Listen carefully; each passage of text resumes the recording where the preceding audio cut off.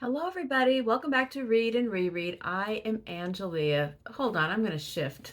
Okay, that's better. That big white door, closet door in the background, it just seemed like too much white space. Recently, some talk has begun, some conversations have started about August and how one event in August is Women in Translation Month. And this is one that I really enjoy. It's not really an official event, like a hosted event, but it's just a thing. And I recalled fuzzily in my memory banks that I made a video about this time last year recommending some books for Women in Translation Month. And so I went back, I took a look, and I saw that I did indeed make a video where I recommended several books and talked about books I plan to read next month. So I thought that I would do a revisit of this topic now, even though it's a little bit early, because if you do see an interesting idea in here, you will have some time to see if you can borrow or purchase that book if you want to read it. So I thought I'd just share some thoughts. And what I've done is I've taken a look through my journal over the past year since I made that video and took a look at what books have I read in the past year that were international fiction, translated fiction by women. And I found quite a few. I think it wasn't a scientific study where I checked and double checked, but it seemed like there was about 20 of them, and some of them were multiples by the same author, so it wasn't really 20 different authors, but I found 20 books. And the really great thing was, out of the books that I read, only one was a book that I would just say I disliked that book. And even in that case, I really loved another book by the same author, but that book just didn't work. So it was mostly a bunch of wins, and all the other books, I either liked them or I loved them. My first thought was, I'll just tell you about all the books I read. Then I realized it was too much. That's a big video. So I applied some discipline, and I picked out just a few, and my criteria that I applied was the ones that I feel most excited about reading another book by that author. Like I already have something in mind that I would like to read to go further with that author. The other ones, I also might read more books by those authors, but these are the ones that sort of felt the most compelling. So I'm going to talk to you about my recommended books and the recommended authors, what I read and what I plan to read in the future. Now, here's the twist though. What I plan to read by these authors is not my TBR for August Women in Translation, because I already have some other books that I have bought in recent months that fall into the category, and I really feel like I should read what I purchased before I go out and add to the pile or check out more books. So there's really three parts here. Books I read and recommend, books by those authors that I would like to read, and then books I actually have that I am putting into my August TBR. The rest of the August TBR will come in a few weeks when we're closer to actually it being August, but this is just that Women in Translation part of the puzzle. Okay, so the first author is Claudia Piñeiro. Now, last year I did talk about Elena Knows, because at that time this was the only book I had read by Claudia Piñeiro. This book was published by Charco Press. I love Charco Press. And it was translated by Frances Riddle.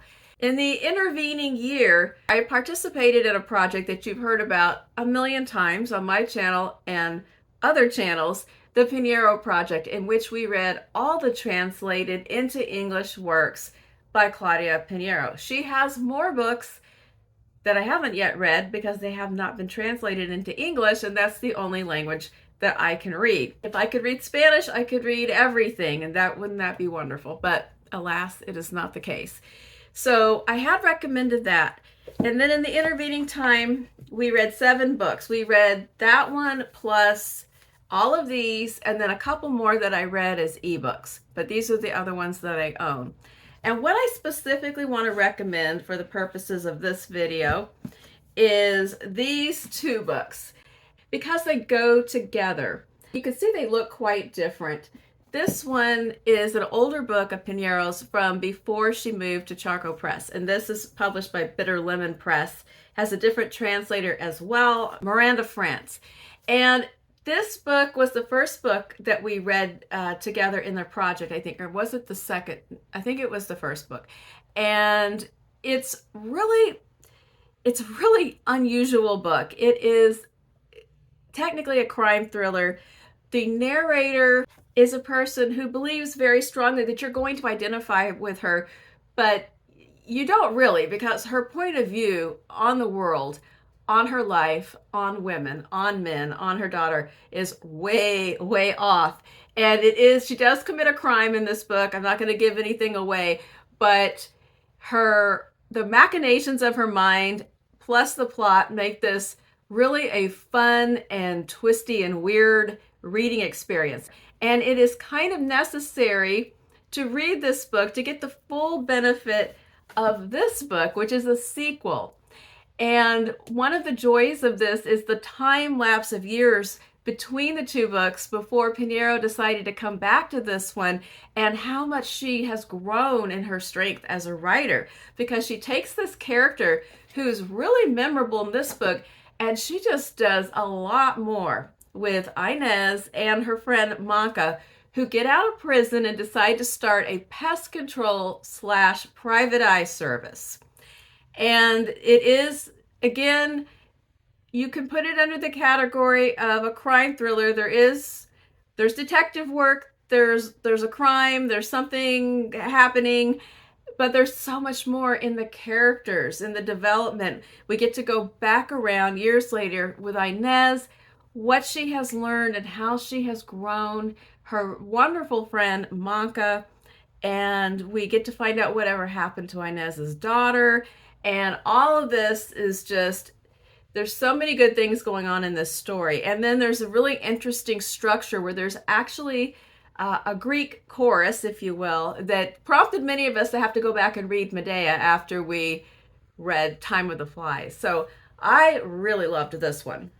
As far as future reading, the next thing I would want to read is whatever comes out next in an English translation. I know she has a novel that's kind of recent called Cathedrals. Maybe it's going to be that one. I am up for anything that Frances Riddle decides to translate of Claudia Piñeiro's. The next author I want to talk about for a minute is Kang. I had not read any of her work, and I had heard of her, but I hadn't read anything. I guess I had mostly heard about The Vegetarian. Wasn't sure it was a book for me. And then she won the Nobel Prize for Literature, and it piqued my interest more. And so when this book was announced as one of the selections for the Reading the Globe project hosted by Roz and Katja, I was all in, and I was not disappointed. I thought this was really, really fabulous. It's one of my top books of the year so far. And what's exciting is that most of the people in the group said that, who had read all of her work, said this was good, but not her best one. Now, the interesting part is the differences of opinion about what is the best one. And just having only read one, I can only take people's word for it, but it certainly sounds like it is the case that her books are wildly different, because people have so many strong opinions about what her best novel is. So based on all of the things that people said about all of the books, I think what I want to read next is Human Acts or Greek Lessons. But let me talk about this one for just a second. I got out of order here. This one is, I can tell you what happens at the beginning, and it's kind of hard to describe this book because it's pretty surreal. But a woman receives a message from an old friend that she hasn't seen in a while, but that she's been very close to in the past. Her friend contacts her and says she's in the hospital. She's had an accident at her home on Jeju Island, and she's been brought to a hospital in Seoul, and she needs Young Ha to go out to the island and take care of her bird, because birds do not survive very long without food and water. And the problem is there's a giant snowstorm coming in. It's very difficult to get out to this remote home on this island. And there's just a long, harrowing section where she's trying to make this journey. And then things get really strange. But that's not really what the book is about. That's what happens to get the story going, but it's really about some incidents in Korean history and collective and familial and personal traumas. I learned a lot about the history of Jeju Island that I didn't know about. And then on the more personal level, I really loved the story that in these women's lives. And I found it really fascinating. The closest mood to another book I could compare at all to would be Lincoln in the Bardo. It was a really great one for discussion too, because there's so many ambiguous aspects to the book that were fascinating to talk about with other people. So that was my experience, my first experience with Hong Kong. It was very positive. I forgot to mention the translators. Yaewon and Paige Aniyah Morris translated this novel from Korean. Another author that was featured in this Reading the Globe project that's on my best of the year so far is Hiromi Kawakami. Now, the book that's on my best of list is a different one than the one we read in the group, but I just want to mention both of them for a minute. So I read Under the Eye of the Big Bird. I still only have my dust jacket. My daughter read it and borrowed it, and then she passed it to her boyfriend, and I'm trying to eventually reel it back to my home. But I've started a little thing, and now there's a bunch of new Kawakami fans. So I really loved this speculative fiction book about the future, and the human race is slowly declining and will become extinct. And there are different efforts at work to try to reverse this, a series of different experiments. And that's really all I can tell you about it without spoiling anything. And it's presented, it's not exactly linked short stories. They're more linked than that. But at first you're not sure how linked they are, and then it kind of becomes tighter and tighter, and then finally by the end you understand how everything fits together. And the way that it made my mind work and the things that it made me just have to circle back and reread and think about it, just I loved what it did to me as a reader, and I thought it was fantastic. The other book that I read in the group read was The Third Love. And whoops, I forgot about the translator again. Translated from Japanese by Asa Yoneda. The Third Love has a different translator, Ted Goossen. I liked this one. I didn't love it. It wasn't a runaway love affair like the other one, but I really did enjoy it and enjoyed the discussion about a woman named Riko who is not entirely happy in her marriage to a philanderer that she's been in love with since she was a child. And then she meets Mr. Takaoka, who was her school janitor when she was a kid, and they rekindle their friendship, and he teaches her this skill of being able to travel back in time in her dreams. And she lives out some lives in a couple of other time periods of Japanese history, which are really fascinating to hear about, and how women lived in those settings. The reason why it wasn't as high up in my list as the other is just how aggravating Riko was, really, and certain aspects of her character and decisions. But it was one of those ones that kind of got better the more I thought about it and the more I talked about it. And I actually liked the risk that Kawakami takes by making this problematic main character. This one just blew me away right out of the gate, and this one's kind of rising gradually like bread dough. I don't know. Anyway, I enjoyed this very much. So where do I want to go next with Kawakami? I do not know. But randomly, I'm just going to say the Nakano thrift store because I like thrift stores. I don't know anything about this book. I just saw that she wrote a book that takes place in a thrift store and thought, yeah, I want to read that one.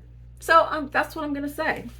The next one is another unusual novel that I read as a buddy read with Louise, and it was Dear Dickhead by Virginie Despentes. It's a French novel. The translator is Frank Wynne, who's one of the translators I've come to be on the lookout for. Now that I'm reading more translated fiction, I'm noticing that I can really appreciate the work of certain translators that I've run into on repeated occasions. So this book, as you can guess from the title, it's sometimes funny. It's very caustic. When you read this book, you will think a lot about what the narrators have to say, but you will often disagree and that's part of the fun. It's an epistolary novel between a middle-aged actress and a man not too far from her in age who is a successful writer of thrillers but has recently been Me Too'd.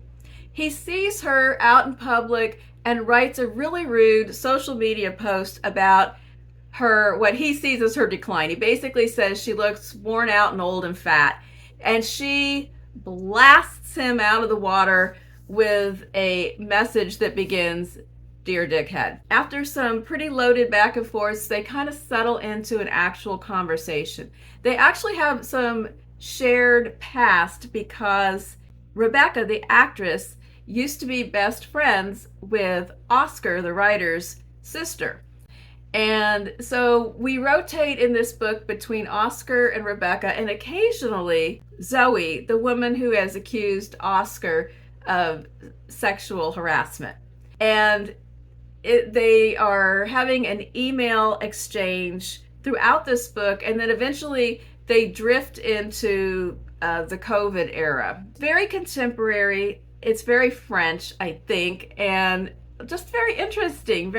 The points of view, like I said, I often disagreed with, but not entirely. There's always like this kernel of connection in some of the things that they talk about. So that was really interesting. I think if I read another book, I would go with her fiction. I think her nonfiction might be, like, I already know what she's going to say. So I think I'd go with her fiction for the more of the unpredictability factor. She does have a very well-known trilogy called the Vernon Subutex. So maybe I would try the first book in that little set and see if I like that. So, but this was a new author to me. Interesting experience, and I'm glad that I read it. And I mean, you just can't beat the title. And then the last one I want to mention that is new to me is another Japanese author, Yoko Ogawa. I read a book, I got it from the library, called Mina's Matchbox, and I really liked her writing style.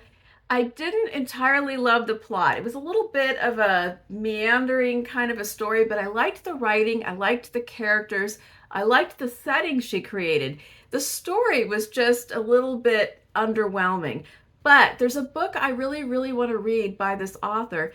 And, oh, by the way, I'll have to put the translator up on the screen because I can't remember who it was. Sent the book back to the library, but I'll put it up there. But the one that I want to read next is The Memory Police. This is one that is speculative, and I'm thinking about including it in my 60 before 60, the science fiction part of the project. And I think it's about an island where the objects start disappearing, and I don't know if the memories also are going with the objects.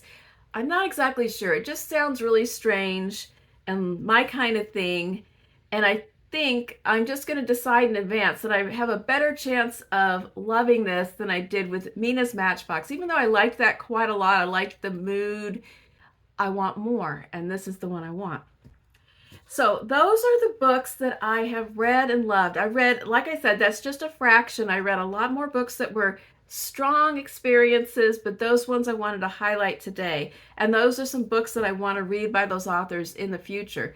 But I have some other books by women, translated international fiction, right here in my house that I already bought. And that is what's going on to the list in August, and that's the last thing I'm going to share with you today. One of them is in the Hall of Shame because it has probably been on more TBRs than anything else, but we'll get to that one in a minute. First of all, we have On the Calculation of Volume 1 by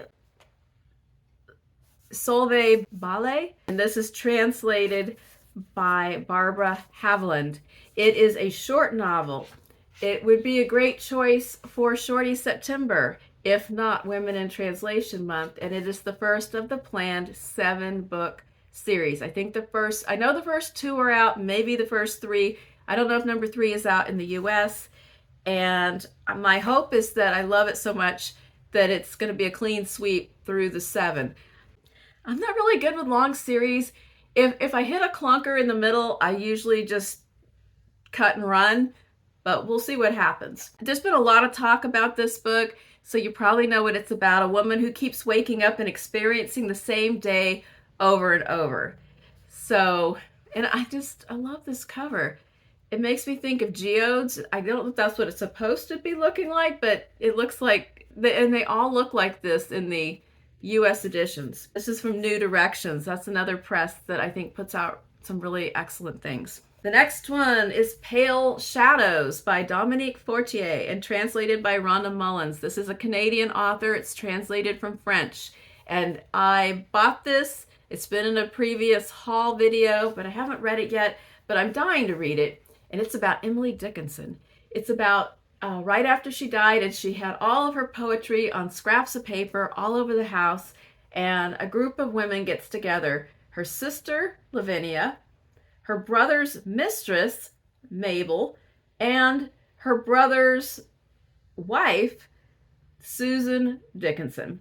Interesting trio, and they get together to try to gather Emily's scattered manuscripts and organize her poetry for publication. I want to read it, and then I want to know more about the author's research process, but I don't want to know that until I read the book, because what this tells me is enough to get me going. I don't want to know any more until afterward.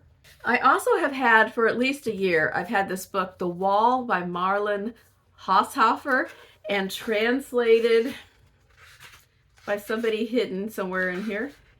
Oh, Shaun Whiteside. I have come across this translator before, and I'm not sure in which book. It sounds speculative, but I'm not exactly sure. I've also heard that it doesn't exactly really fit in that category, so that's why I'm not including it in my science fiction project. But it's about a woman who wakes up one day in a hunting lodge in Austria, and there's some kind of an invisible wall dividing her from everything else. And it says, with a cat, a dog, and a cow as her only companions, she learns how to survive and cope with her loneliness. It is at once a critique of modern civilization, a nuanced and loving portrait of a relationship between a woman and her animals, a thrilling survival story, a Cold War era dystopian adventure, and a truly singular feminist classic. I forgot to mention, this is not a brand new book. This was first written in 1968. And I've heard about it multiple times, finally got a copy, love the cover, and that was my elbow. And I just need to read it. Isn't that the case with about 50 books in this room? I just need to read it. And then last but not least, this is embarrassing because I went back and looked at that old video and there was this book. And I don't think it was a new purchase when it showed up in that video. And here it is a year later and I still haven't read it. Can you guess what it is? Collected Works by Lydia Sandgren, translated by Agnes Brume. And it's a Swedish novel. It's a long novel. If I do actually manage to accomplish this, it is a big book summer selection. And I have had it. I got so excited when a couple of people that I watch and really enjoy hyped it up about 2 years ago, and I still haven't read it. I pick this book up all the time. You've seen it on many TBRs. What is my problem? It is a compelling mystery and poignant Bildungsroman. Martin Berg's wife Cecilia disappeared years ago. His memories of their carefree college days seem ever out of reach, and the intellectual curiosities that once made him the object of her desire have given way to midlife uncertainty. Maybe the mystery of where she went comes back into play. There's this man, his grown children, a friend who's a successful painter, who also is obsessed with Cecilia's disappearance, and I think includes her in his artwork. So that would be another idea, that maybe could be a selection for September for somebody who's looking for a book for the framed event that's coming up that month. But I really hope that I actually calm myself down, open this book, and try it out in August. Okay, there you go. Let me know what you think. If you have suggestions for other books by any of these authors that you would like to throw into the mix, or books that you're thinking about reading for August that are written by women and translated. Put that in the comments as well. And as always, have a wonderful day, and I will be back on Friday.